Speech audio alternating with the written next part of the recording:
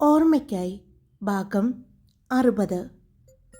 രണ്ടുപേരും പൂർണ്ണ നഗ്നമായി ആ പുതപ്പിനുള്ളിൽ അങ്ങനെയിരുന്നു. അവൻ്റെ മടിയിലിരിക്കുന്ന അവളെ അവനും അത്രയും പ്രണയത്തോടെ കുഞ്ഞുങ്ങളെപ്പോലെ ചേർത്ത് പിടിച്ചു.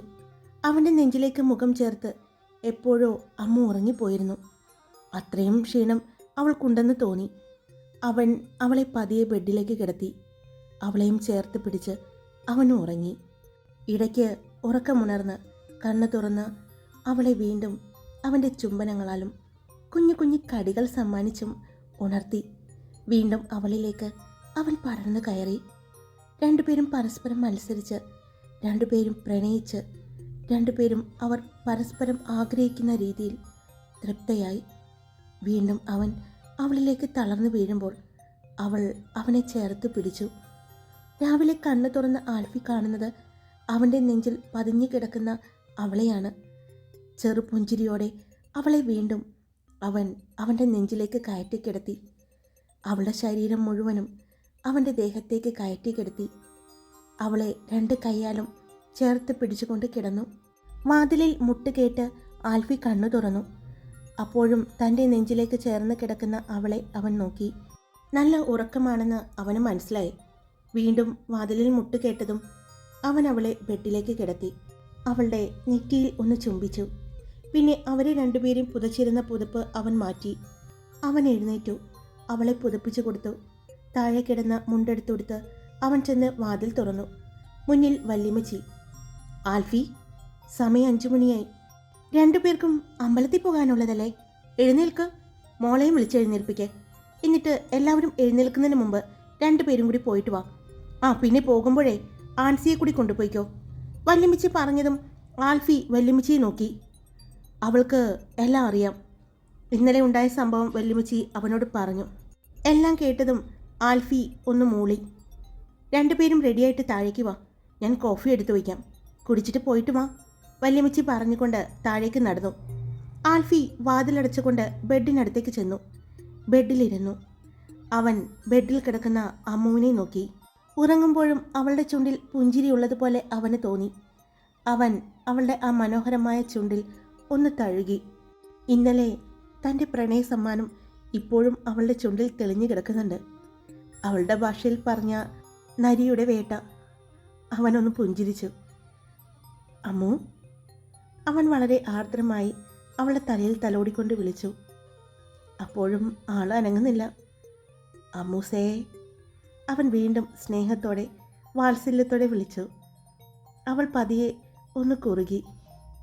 എഴുന്നേൽക്ക്, അമ്പലത്തിൽ പോകണ്ടേ? എല്ലാവരും എഴുന്നേൽക്കുന്നതിന് മുമ്പ് നമുക്ക് അമ്പലത്തിൽ പോയിട്ട് വരണ്ടേ? അവൻ വീണ്ടും ചോദിച്ചു. കണ്ണുകൾ പതിയെ അനങ്ങുന്നത് കണ്ടു. അവൾ കണ്ണു തുറക്കാൻ പോവുകയാണെന്ന് അവന് മനസ്സിലായി. പതിയെ കണ്ണുകൾ ചിമ്മി തുറന്നു. മുന്നിലിരിക്കുന്ന അവനെ കണ്ടതും അവൾ മനോഹരമായ ഒരു പുഞ്ചിരി സമ്മാനിച്ചു. ഇങ്ങനെ ചിരിക്കല്ലേ പെണ്ണെ, എന്നെ വീണ്ടും വേട്ടയ്ക്ക് ഇറക്കുകയാണോ നീ? ആൽഫി ചോദിച്ചതും അവളൊന്ന് ചുണ്ടു കൂർപ്പിച്ചു. ഇനി പറഞ്ഞിട്ട് കാര്യം ഉണ്ടാവില്ല കേട്ടോ, ഇങ്ങനെ ചുണ്ടൊക്കെ കൂർപ്പിച്ച് എൻ്റെ മുന്നിൽ നിന്നാൽ, ആൽഫി പറഞ്ഞു. എഴുന്നേക്ക്, അമ്പലത്തിൽ പോണ്ടേ? ഇനിയും എൻ്റെ കൊച്ചു താങ്ങില്ല ഇങ്ങനെ കിടന്ന, അതുകൊണ്ട് വേഗം എഴുന്നേക്ക്.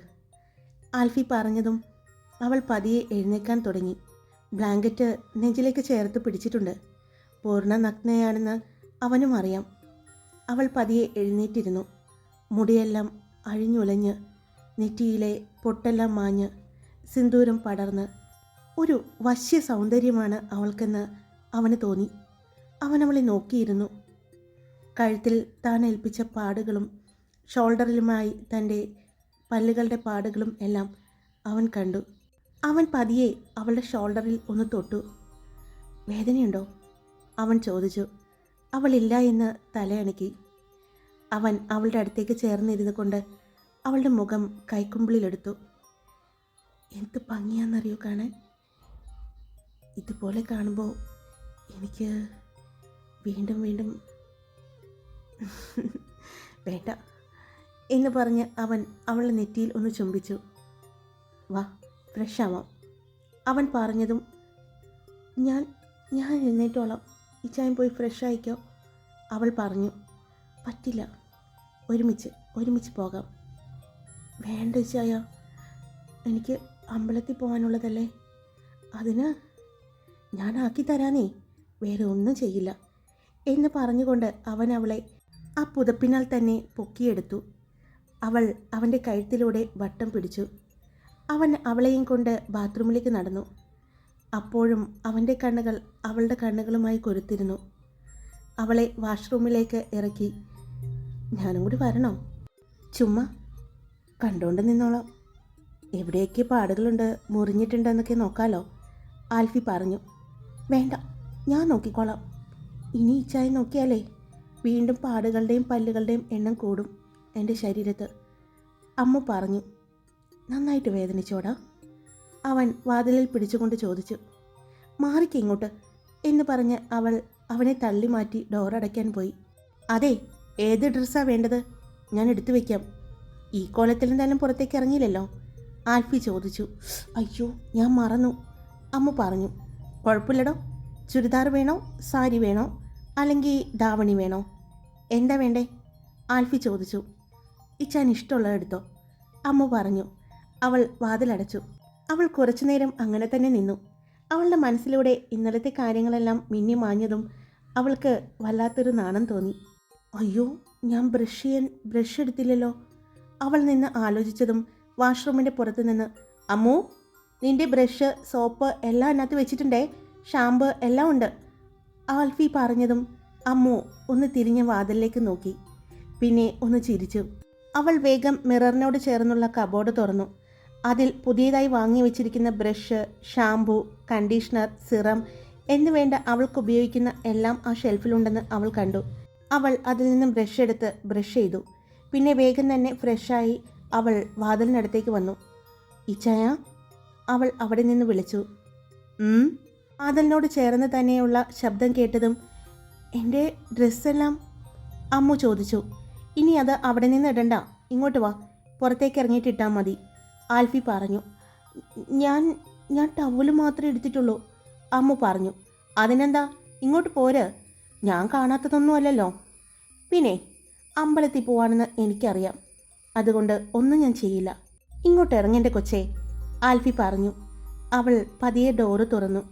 ഡോറ് തുറന്നതും മുന്നിൽ തന്നെ നിൽക്കുന്ന ആൽഫിയെ കണ്ടതും ദേ, ഡ്രസ്സെല്ലാം എടുത്തു വെച്ചിട്ടുണ്ട്, വേഗം ഡ്രസ്സ് ചെയ്തോ, സമയം പോകുന്നു, ഇനിയും നിന്നാലേ ഒരുമിച്ച് പുറത്തേക്ക് ഇറങ്ങാൻ പറ്റില്ല.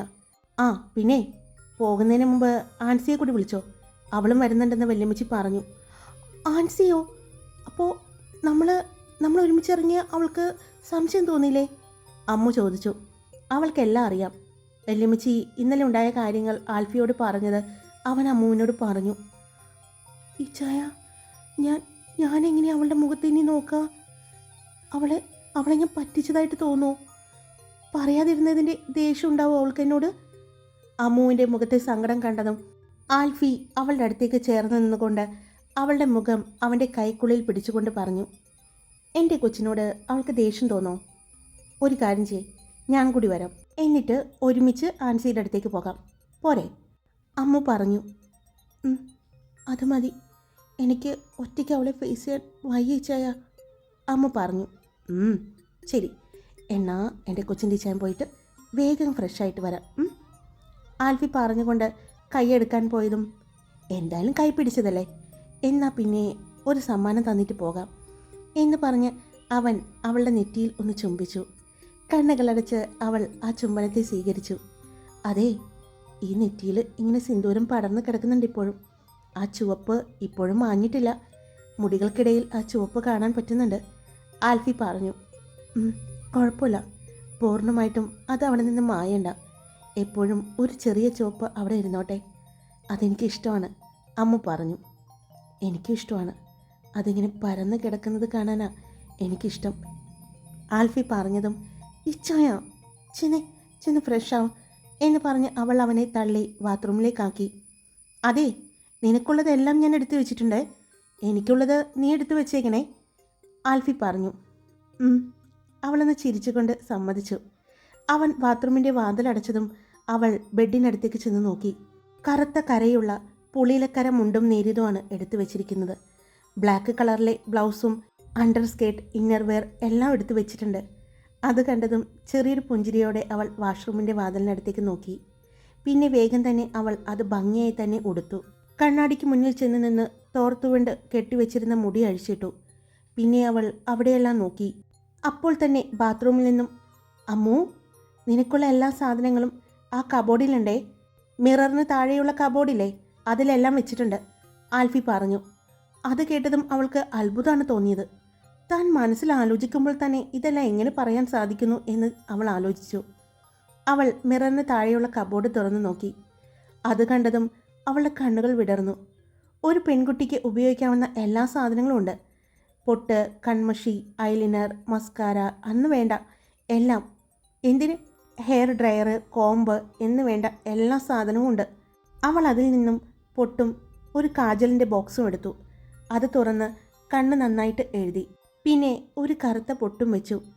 കഴുത്തിൽ കിടന്ന ആ താലിയെടുത്ത് അവൾ പുറത്തേക്കിട്ടു. പിന്നെ മറ്റൊരു ചെറിയ മാലയും ഉണ്ട് കഴുത്തിൽ. മുടി കൈകൊണ്ട് തന്നെ കോതിയിട്ടു. 2 സൈഡിൽ നിന്നും കുറച്ച് മുടിയെടുത്ത് ഒന്ന് പിന്നിയിട്ടു. അത്രയുള്ളൂ അവളുടെ ഒരുക്കം. അവൾ കണ്ണാടിയിലേക്ക് നോക്കി. മോഡേൺ ലുക്കിൽ നിന്നും ഒരു നാടൻ പെൺകുട്ടിയിലേക്ക് ഒരു മാറ്റം. അവൾ ഒന്ന് പുഞ്ചിരിച്ചു. പിന്നെ വേഗം തന്നെ ചെന്ന് കബോർഡ് തുറന്ന് അതിൽ നിന്നും കറുത്ത ഷർട്ടും കറുത്ത കരയുള്ള മുണ്ടും ഇന്നറും എടുത്ത് പുറത്തേക്ക് വെച്ചു. അപ്പോഴാണ് ബാത്റൂമിൻ്റെ വാതിൽ തുറന്ന് ആൽഫി പുറത്തേക്കിറങ്ങിയത്. പുറത്തേക്കിറങ്ങിയതും അവിടെ നിൽക്കുന്ന അമ്മുവിനെ കണ്ടതും അവൻ്റെ കണ്ണുകൾ ഒന്ന് വിടർന്നു. കൊള്ളാലോ, ഒരു മലയാളി മങ്കയായിട്ടുണ്ട്. അല്ലെങ്കിലും എൻ്റെ കൊച്ചു സുന്ദരിയാണ്. എല്ലാ വസ്ത്രങ്ങളും ചേരുമെങ്കിലും കുറച്ചുകൂടി എൻ്റെ പെണ്ണിന് അഴക് തരുന്നത് ഇതുപോലെയുള്ള വസ്ത്രങ്ങളാണ്. എനിക്കൊത്തിരി ഇഷ്ടമായി ഈ അമ്പലവാസി കുട്ടിയെ, അവൻ പറഞ്ഞു. അവൾ അതിനൊന്ന് പുഞ്ചിരിച്ചു. അമ്മു, പ്രധാന കാര്യം മറന്നുവല്ലോ, അവൻ ചോദിച്ചതും അവൾ അവളെ തന്നെ ഒന്ന് നോക്കി. ഇല്ലല്ലോ, അവൾ പറഞ്ഞു. ഇല്ലേ, എന്നെ ഇങ്ങോട്ട് വാ എന്ന് പറഞ്ഞ് അവളെ വിളിച്ച് കണ്ണാടിക്ക് മുന്നിൽ നിർത്തി. ഈ കണ്ണുകളൊന്ന് നോക്ക്. അപ്പോഴാണ് അവൾ അവളുടെ കണ്ണുകളിലേക്ക് നോക്കിയത്. ലെൻസ് വെച്ചിട്ടില്ല, ബ്ലൂ ഐസ്. ഈ നീല സാഗരത്തെ മറയ്ക്കുന്നില്ലേ, ആൽഫി ചോദിച്ചതും അമ്മു ഞാൻ മറന്നു, ഇങ്ങനെ മറക്കാറില്ലാത്തതാണ്, അവൾ പറഞ്ഞു. അതെന്താണെന്നറിയോ, ഇപ്പോൾ ശ്രദ്ധിക്കാൻ ഞാനുണ്ട് എന്നുള്ള ധൈര്യമാണ് ഈ കാണിക്കുന്നത്, ആൽഫി പറഞ്ഞു. അത് ശരിയാണെന്ന് അവൾക്കും തോന്നി. എന്നാ ഞാനേ വേഗം ഡ്രസ്സ് മാറട്ടെ. ഇങ്ങനെ നിന്ന് കഴിഞ്ഞാൽ ചിലപ്പോൾ അമ്പലത്തിൽ പോക്ക് നടക്കില്ല, മറ്റ് പലതും നടക്കും, അവൻ പറഞ്ഞുകൊണ്ട് അവളുടെ കവളിൽ ഒന്ന് മുത്തി. ഇച്ഛായ ദേ പോയി, ആൽഫി പറഞ്ഞുകൊണ്ട് വേഗം ഡ്രസ്സ് എടുത്തിട്ടു. അപ്പോഴേക്ക് അമ്മു കണ്ണിൽ ലെൻസ് വെച്ചു. അമ്മു, ഈ ലെൻസ് ഇത് മാത്രമേ ഉള്ളോ, വേറെയുണ്ടോ? ഉണ്ട് ചായ, 3 ഉണ്ട്. അമ്മ പ്രത്യേകം വരുത്തുന്നതാണ്, ഡോക്ടറോട് പറഞ്ഞിട്ട്. ഒരിക്കൽ എൻ്റെ കണ്ണിൽ പൊടി പോയി, അന്ന് ഞാൻ വല്ലാതെ കണ്ണ് തിരുമ്മി. അപ്പോൾ ആ ലെൻസ് ഡാമേജായി. അന്ന് ലെൻസില്ലാതെ ഒത്തിരി ബുദ്ധിമുട്ടി ഞാൻ. കണ്ണുവേദനയാണെന്ന് പറഞ്ഞ് കണ്ണടച്ചൊക്കെ കിടന്നു. പിന്നെ മുത്തശ്ശൻ വന്ന് പുതിയ ലെൻസ് തന്നതിന് ശേഷം അത് വെച്ചതിന് ശേഷമാണ് ഞാൻ കണ്ണ് തുറന്നത്. അതുകൊണ്ട് ഇനിയൊരു സിറ്റുവേഷൻ അങ്ങനെ ഉണ്ടാവാതിരിക്കാൻ വേണ്ടി സ്റ്റോക്ക് ചെയ്യുന്നതാണ്, അമ്മു പറഞ്ഞു. ഞാനത് പറയാനിരിക്കുകയായിരുന്നു, ആൽഫി പറഞ്ഞു. നമുക്കിടയ്ക്കൊന്ന് പോയി ചെക്കപ്പ് നടത്താം. ഇങ്ങനെ സ്ഥിരം ഉപയോഗിക്കുന്നത് കൊണ്ട് എന്തെങ്കിലും കുഴപ്പമുണ്ടോന്നേ? ഇല്ല ചായ, അതൊക്കെ ഞങ്ങൾ നോക്കിയിട്ടുണ്ട്, അമ്മു പറഞ്ഞു. അവൻ വേഗം മിററിന് മുന്നിൽ വന്ന് നിന്നു. മുടിയൊന്ന് ചീകി വെച്ച് പോകാം എന്ന് പറഞ്ഞ് അവളെയും പിടിച്ചുകൊണ്ട് റൂം തുറന്ന് അവൻ പുറത്തേക്കിറങ്ങി. അവൻ അമ്മുവിനെയും കൊണ്ട് ചെന്നത് ആൻസിയുടെ റൂമിലേക്കാണ്. റൂമിൻ്റെ വാതിലിൽ മുട്ടിയതും അവൾ വന്ന് വാതിൽ തുറന്നു. മുന്നിൽ അമ്മുവിനെയും ആൽഫിയെയും കണ്ടതും അവൾ 2 പേരെയും മാറി മാറി നോക്കി. പിന്നെ വാതിലിനടുത്ത് നിന്ന് മാറി നിന്നു. 2 പേരും അകത്തേക്ക് കയറി. നിങ്ങൾക്ക് അമ്പലത്തിൽ പോകാനുള്ളതല്ലേ, എന്നെ തൊടണ്ട, മുട്ടാതെ നിന്നോളൂ, ആൻസി പറഞ്ഞതും അമ്മു ആൽഫിയെ ഒന്ന് നോക്കി. അവളുടെ മുഖത്ത് പരിഭവമുണ്ടെന്ന് അമ്മുവിന് മനസ്സിലായി. ആൻസി, ഞാൻ വേണ്ട അമ്മു, എന്നോട് എല്ലാം വലിമിച്ചി പറഞ്ഞു. നീ ഇനി അത് പറഞ്ഞ് കഷ്ടപ്പെടണ്ട. എന്തായാലും സന്തോഷമുണ്ട് എനിക്ക്. എൻ്റെ ഇച്ചായന് നിന്നെപ്പോലൊരു പെങ്കൊച്ചിനെ കിട്ടിയില്ലേ. പിന്നെ പറയാത്തതിൽ ചെറിയൊരു വിഷമമൊക്കെ ഉണ്ട്. എന്നാലും ഇച്ചായൻ്റെ അപ്പച്ചനും അമ്മച്ചിയും വരെ അറിഞ്ഞിട്ടില്ലാത്ത സ്ഥിതിക്ക് എനിക്ക് സങ്കടം മാറിയിട്ടുണ്ട്. അങ്ങനെ അവരെല്ലാവരും അറിഞ്ഞിട്ട് ഞാൻ മാത്രം അറിയാതിരുന്നാൽ എനിക്ക് സങ്കടമായിരുന്നു. ഇതിപ്പോൾ വല്യപ്പച്ചനും വല്യമ്മച്ചിയും മാത്രമേ അല്ല അറിഞ്ഞുള്ളൂ. അതുകൊണ്ട് മാത്രം ഞാൻ വെറുതെ വിട്ടിരിക്കുന്നു. ആൻസി പറഞ്ഞു. ആ പിന്നെ സത്യത്തിൽ ഞാൻ നിന്നെ ഈ വീട്ടിലേക്ക് എൻ്റെ ഏതെങ്കിലും ഇച്ചായന്മാരെ കൊണ്ട് കല്യാണം കഴിപ്പിച്ച് കൊണ്ടുവരണമെന്ന് ആഗ്രഹിച്ചിരുന്നു. പക്ഷേ അപ്പോൾ പോലും ഈ നരിക്കുന്നിൽ ആൽഫ്രഡ് സാമുവലിൻ്റെ മുഖം നിന്റെ മുഖവുമായിട്ട് ഞാൻ വെച്ച് നോക്കിയില്ലല്ലോ എൻ്റെ പെണ്ണെ. ആൻസി ചെറിയൊരു പുഞ്ചിരിയോടെ പറഞ്ഞു. വെച്ച് നോക്കിയില്ലെന്നോ? ആ, ഞാൻ ഇവിടെയുള്ള എൻ്റെ എല്ലാ ആങ്ങളമാരുടെയും ഫോട്ടോയും ഇവളുടെ ഫോട്ടോയുമായി വെച്ച് നോക്കിയിട്ടുണ്ട്. പക്ഷേ നിങ്ങളുടെ മുഖവും എൻ്റെ അമ്മുക്കുട്ടിയുടെ മുഖവുമായിട്ട് ഞാൻ വെച്ച് നോക്കിയില്ല. ആൻസി പറഞ്ഞതും എടി എന്നുള്ള ഒരു അലർച്ചയായിരുന്നു അവിടെ കേട്ടത്. ആൽഫി ആൻസിയുടെ അടുത്തേക്ക് വരാൻ പോയതും ഇച്ചായ എന്നെ തുടരുത്, അമ്പലത്തിൽ പോകാനുള്ളതാണ്, ഞാൻ പുറത്താണേ. ആൻസി പറഞ്ഞു. നിനക്ക് ഞാൻ വെച്ചിട്ടുണ്ടേ, ഞാൻ അമ്പലത്തിൽ പോയിട്ട് വരട്ടെ. എൻ്റെ പൊന്നാൽഫിച്ചായ, അതിനെനിക്കറിയായിരുന്നോ ഈ മസിലും വരുത്തി ആരെയും നോക്കാണ്ട് മൈൻഡ് ചെയ്യാണ്ട് നടക്കുന്ന നിങ്ങളുടെ മനസ്സിൽ ഞങ്ങളുടെ ഈ പാവം അമ്മുകൊച്ച് കയറി കൂടുമെന്ന് ഞാൻ സ്വപ്നത്തിൽ പോലും കരുതിയിട്ടില്ല. അപ്പോൾ പിന്നെ അങ്ങനെയല്ലേ ചെയ്യാൻ പറ്റൂ. എന്തായാലും സന്തോഷമായി. എൻ്റെ അമ്മു, നിങ്ങളുടെ ഹിന്ദു പുരാണങ്ങളിൽ ഒരു വളരെ ദേഷ്യപ്പെടുന്ന ഒരാളുണ്ടല്ലോ, ഇങ്ങനെ മുടിയൊക്കെ കെട്ടിവെച്ചിരിക്കുന്ന ഒരു സന്യാസിയോ? ആ, അയാളെപ്പോലെ. ദുർവാസാവാണോ നീ ഉദ്ദേശിച്ചത്? അമ്മു ചോദിച്ചതും ആ, അങ്ങനെ എന്തോ ആണ് പേര്. അയാളെപ്പോലെ നടന്ന മനുഷ്യനെ നീ എങ്ങനെയാടി മെരുക്കിയെടുത്തത്? എൻ്റെ കർത്താവേ, എൻ്റെ കൊച്ചിനെ കാത്തോളണേ. ആൻസി പറഞ്ഞതും അതെ, നീയേ ഞങ്ങളോടൊപ്പം വരുന്നുണ്ടോ? വരണമെന്നുണ്ട്. ഞാൻ വന്ന കുഴപ്പമുണ്ടോ? വണ്ടിയിൽ പിൻസീറ്റിൽ കയറിയിരുന്നോളാം. പിന്നെ എന്തായാലും ഇനി അവിടെയല്ലേ താമസിക്കാൻ പോകുന്നത്. അപ്പോൾ പീരീഡ്സ് ഒക്കെ ആയിക്കഴിഞ്ഞാൽ നമുക്ക് വേറെ വീട്ടിലൊന്നും മാറി നിൽക്കാൻ പറ്റില്ലല്ലോ. അതുകൊണ്ട് ഇത് കുഴപ്പമുണ്ടെന്ന് തോന്നുന്നില്ല അല്ലേ? ആൻസി പറഞ്ഞു. ഒരു കുഴപ്പമില്ല, ഞങ്ങൾ അമ്പലത്തിൽ പോയി വന്നോളാം, നീ വീട്ടിലേക്ക് കയറി നിന്നാൽ മതി. അമ്മു പറഞ്ഞു. ഓക്കേടാ, എന്നാൽ ഞാൻ ഇപ്പം റെഡിയായിട്ട് വരാം എന്ന് പറഞ്ഞ് അവൾ തിരിഞ്ഞതും അമ്മുവും ആൽഫിയും തിരിഞ്ഞു നടക്കാൻ പോയതും അതെ, ഒന്ന് നിന്നേ രണ്ടുപേരും. ആൻസി വിളിച്ചതും ആൽഫിയും അമ്മുവും ഒരുമിച്ച് തന്നെ തിരിഞ്ഞു നോക്കി. അതെ, കൊള്ളാട്ടോ, രണ്ടുപേരും നല്ല ചേർച്ചയുണ്ട്. നിങ്ങൾ ഭാര്യയും ഭർത്താവും ആണെന്ന് ആരോടും പറയുന്നു വേണ്ട. ദേ ഇപ്പം നിൽക്കുന്നത് പോലെ ഒന്ന് ചെന്ന് നിന്നാൽ മതി. അപ്പം തന്നെ മനസ്സിലായിക്കൊള്ളും നീ ദേ ഇങ്ങേരുടെ പൊണ്ടാട്ടിയാണെന്ന്. ആൻസി പറഞ്ഞതും അവർ രണ്ടുപേരും പരസ്പരം നോക്കി. എങ്ങനെ? അമ്മു ചോദിച്ചു. അത്രയും നല്ല ചേർച്ചയാണ്. എൻ്റെ കണ്ണ് തന്നെ കിട്ടുമോ ദൈവമേ? ആൻസി പറഞ്ഞതും അവർ രണ്ടുപേരും ചിരിച്ചു. മതി നീ സോപ്പിട്ടത്, വേഗം താഴേക്ക് വാ. ആ അതെ, ഇതൊന്നും സോപ്പിടലൊന്നും അല്ലാട്ടോ, എനിക്ക് ചെലവ് ചെയ്യണം, ഇല്ലെങ്കിൽ ഞാനിത് എല്ലാവരോടും പറയും. ആൻസി പറഞ്ഞതും നീ പറഞ്ഞോ, എനിക്ക് സന്തോഷമേ ഉള്ളൂ, എനിക്ക് ഒരു പരാതിയുമില്ല.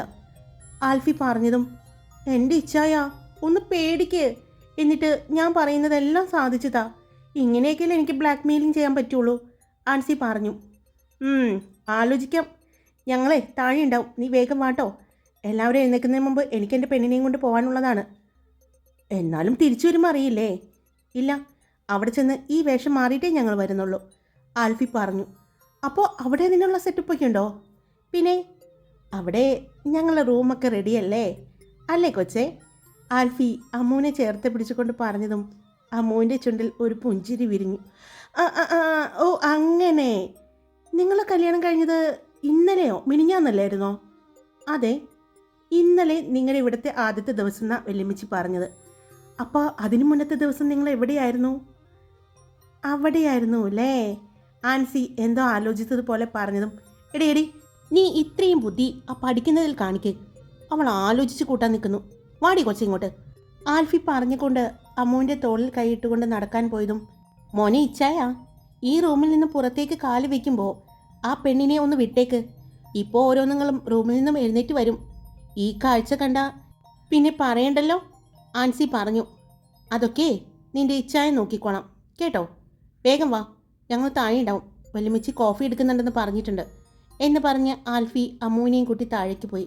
ആൻസിയുടെ റൂമിൽ നിന്നും ഇറങ്ങിയതും അമ്മു ആൽഫിയുടെ കൈ മാറ്റിക്കൊണ്ട് മുന്നിൽ നടന്നു. അത് കണ്ടതും ആൽഫി അവളെ ഒന്ന് കോർപ്പിച്ച് നോക്കി. ആരെങ്കിലും കണ്ട പ്രശ്നമാവും ചായ, അവൾ പറഞ്ഞു. എന്ന് പറഞ്ഞ് ആൽഫി മുന്നിൽ താഴേക്ക് നടന്നു. ആൽഫിയുടെ പുറകെയാണ് അമ്മു ചെന്നത്. അപ്പോഴേക്കും താഴെ വെല്ലിപ്പച്ചൻ വന്നിരിക്കുന്നുണ്ട്. വെല്ലിപ്പച്ചൻ്റെ കയ്യിൽ ഒരു കോഫിയുണ്ട്, കൂടെ വെല്ലിമ്മച്ചിയും. ആ വന്നോ? ദാ ഈ കോഫി കുടിച്ചിട്ട് പോ. വെല്ലിമ്മച്ചി ഒരു കോഫി കപ്പ് എടുത്ത് ആൽഫിയുടെ നേരെ നീട്ടി. മോളും കൂടി കുടിച്ചോ.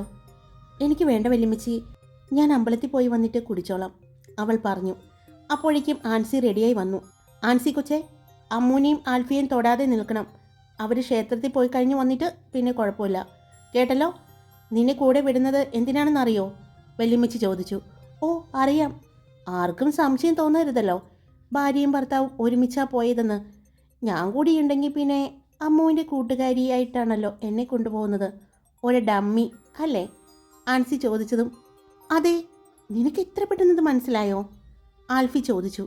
മതി വഴക്കൂടാതെ വേഗം പോകാൻ നോക്ക്, ആരും ഇറങ്ങി വന്നിട്ടില്ല, വല്യമ്മച്ചി പറഞ്ഞു. അതിനെന്താ, ഞങ്ങൾ രണ്ടുപേരും കൂടി അമ്പലത്തിൽ പോകുന്നു, ഇവൾക്ക് കൂട്ടും ഞാൻ പോകുന്നു. ഞങ്ങൾക്ക് രണ്ടുപേർക്കും കൂടി ബോഡി ഗാർഡും സെക്യൂരിറ്റിയുമായിട്ട് ഇച്ചാൻ വരുന്നു, സിമ്പിൾ. ആൻസി പറഞ്ഞുകൊണ്ട് നോക്കിയത് ആൽഫിയാണ്. അവിടെ മുഖം കോർപ്പിച്ച് നോക്കുന്നുണ്ട്. അയ്യോ, അങ്ങനെയല്ല ഉദ്ദേശിച്ചത്, നീ ഒരുപാടൊന്നും ഉദ്ദേശിക്കണ്ട, വാ എന്ന് പറഞ്ഞ് ആൽഫി കോഫി കുടിച്ച് കപ്പ് വല്യമ്മച്ചിയെ ഏൽപ്പിച്ചുകൊണ്ട് നടന്നു. മോളെ, ഇവിടെ വന്നിട്ട് ബ്രേക്ക്ഫാസ്റ്റ് കഴിക്കാട്ടോ, വല്യമ്മച്ചി പറഞ്ഞു. അമ്മു ഒന്ന് തിരിഞ്ഞു നോക്കി തലയാട്ടി സമ്മതിച്ചുകൊണ്ട് ആൻസിയുടെ കൂടെ നടന്നു. അവർ അയ്യങ്കാർ മനയിൽ എത്തുമ്പോൾ ശ്രീധരൻ ചേട്ടൻ വന്ന് ഗേറ്റ് തുറക്കുകയാണ്. ആ, നിങ്ങൾ എത്തിയോ രാവിലെ തന്നെ? വണ്ടിയിൽ നിന്നും ഇറങ്ങിയ ആൽഫിയെയും അമ്മുവിനെയും നോക്കിക്കൊണ്ട് ചോദിച്ചു. ആ, പിന്നെ ചേട്ടാ നന്ദൻ വന്നോ? ഇല്ല, വരാൻ സമയമാവുന്നതല്ലേ ഉള്ളൂ, ശ്രീധരൻ ചേട്ടൻ പറഞ്ഞു. എന്നാ ചെന്ന മോള് പൂജാമുറിയിൽ വിളക്ക് കത്തിക്ക്, അപ്പോഴേക്കും ശാന്തി വരും, അദ്ദേഹം പറഞ്ഞു. അമ്മു അത് സമ്മതിച്ചുകൊണ്ട് വേഗം മനയിലേക്ക് നടന്നു. അവൾ ചെന്ന് വാതിൽ തുറന്നതും കണ്ടു മാലതി ചേച്ചി അവിടെയെല്ലാം തുടയ്ക്കുകയാണ്. ആ, മോള് വന്നോ? വന്ന് വിളക്ക് കത്തിച്ചോളൂ, ചേച്ചി ഇവിടേക്ക് തുടച്ചിട്ടുണ്ട്. ചേച്ചി എന്തിനാ ഇതൊക്കെ ചെയ്യുന്നത്? ഇത് ചെയ്യാൻ ആളെ ഏർപ്പാടാക്കിയിട്ടുണ്ടെന്ന് ഇച്ചാൻ പറയുന്നുണ്ടായിരുന്നല്ലോ, അമ്മു പറഞ്ഞു. അത് പൂജാമുറിയിൽ വിളക്ക് കത്തിക്കണ്ടല്ലോ മോളെ, അതുകൊണ്ടാണ് ചേച്ചി ഇവിടേക്ക് തുടച്ചത്, ചേച്ചി പറഞ്ഞു. അമ്മു വേഗം തന്നെ ചെന്ന് പൂജാമുറി തുറന്നു. അവിടെയുള്ള ഉണങ്ങിയ മാലയെല്ലാം എടുത്തു മാറ്റി. ചേച്ചി, പൂമാല. ആ, ദേ കൊണ്ടുവരാം മോളെ എന്ന് പറഞ്ഞ് ചേച്ചി ഒരു തട്ടം കൊണ്ടുവന്ന് അവളുടെ കയ്യിലേക്ക് കൊടുത്തു.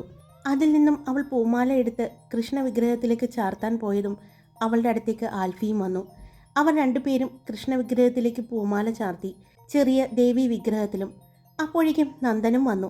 നന്ദന് താക്കോൽ എടുത്തുകൊണ്ട് നന്ദൻ നട തുറക്കാൻ പോയതും അമ്മുവും ആൽഫിയും കൂടി പുറത്തേക്ക് ഇറങ്ങി. അപ്പോഴാണ് അങ്ങോട്ട് ശ്രീജിത്ത് വന്നത്. ശ്രീജിത്തിനെ കണ്ടതും ആൽഫി അവനുമായിട്ട് സംസാരിച്ചു നിന്നു. അമ്മു അമ്പലത്തിനടുത്തേക്ക് നടന്നു.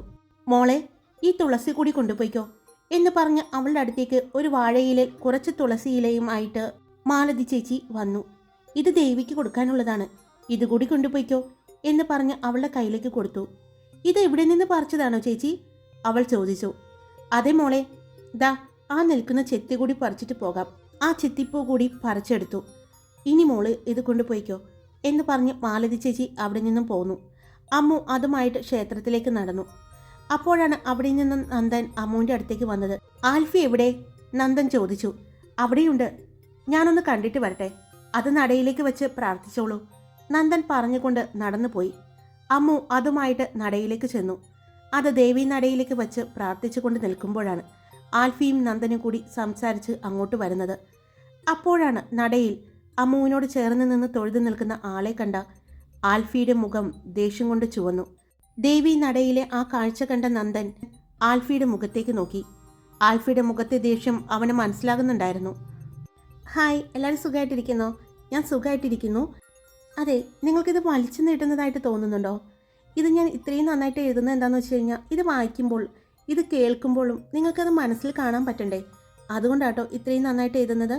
അല്ലാതെ വലിച്ചു നീട്ടി ഭാഗങ്ങളോ എപ്പിസോഡോ കൊണ്ടുപോകാൻ നോക്കുന്നതല്ല. അപ്പോൾ എല്ലാവരും മനസ്സിലാക്കുന്ന കരുതുന്നു. അപ്പോൾ ഇഷ്ടപ്പെട്ട ലൈക്ക് ചെയ്യുക, നിങ്ങളുടെ അഭിപ്രായങ്ങൾ പറഞ്ഞോളൂ, അതിനുള്ള മറുപടി ഞാൻ ഉറപ്പായിട്ടും തരുന്നതായിരിക്കും. അപ്പോൾ ഇഷ്ടപ്പെട്ട ലൈക്കും കമൻസും പിന്നെ സബ്സ്ക്രൈബ് ചെയ്യാതെ കേൾക്കുന്നവരുണ്ടെങ്കിൽ സബ്സ്ക്രൈബ് ചെയ്യണം മറക്കല്ലേ. Love you all. It's me Karthika.